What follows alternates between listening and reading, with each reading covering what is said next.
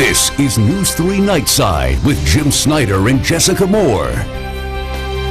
Hello everyone, thanks for staying up late with us. A lot of us love our pets, but should there be limits on what kinds of animals can be kept in local backyards? We start tonight with potential restrictions on owning exotic animals. Clark County leaders are considering the idea following the escape of 2 chimpanzees from a local house last month.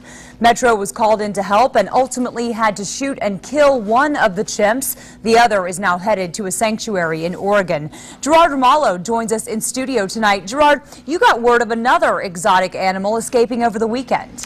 Jessica, a much happier ending to this story. A local woman called police after her pet Kinkajou escaped from her home. It had been missing since Friday, and until just a few hours ago, the owner feared she'd never see her beloved pet again.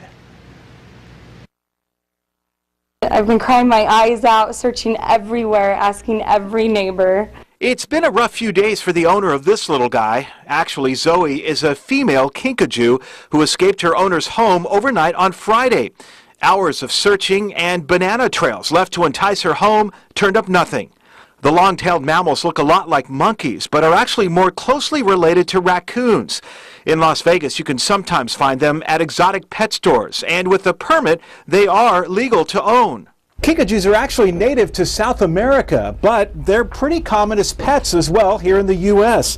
One thing about them, they're pretty curious and they like to explore. They are also quite expensive, up to $5,000 each. As for what may have happened to Zoey, If I were looking for a Kinkajou that had escaped in that neck of the woods, I'd be looking in people's garages. She came and ran in from the garage and ran right upstairs and was hanging from the boxes and hanging from the rafter, and she hid. Sure enough, that's exactly where she was, in someone's garage more than 9 miles across town. We arrived just as Zoey and her owner were reunited. If anybody knows me, they know how much I love her, and I'm just in shock right now. The question remains, though, how'd she manage to get that far away? I have no idea, but I'm glad she did, and I'm glad she was found.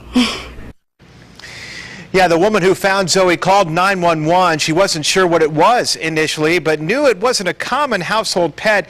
It turns out the police dispatchers already had the info with them about that missing Kinkajou, and they were able to link the animal with its owner right away. Jim and Jessica?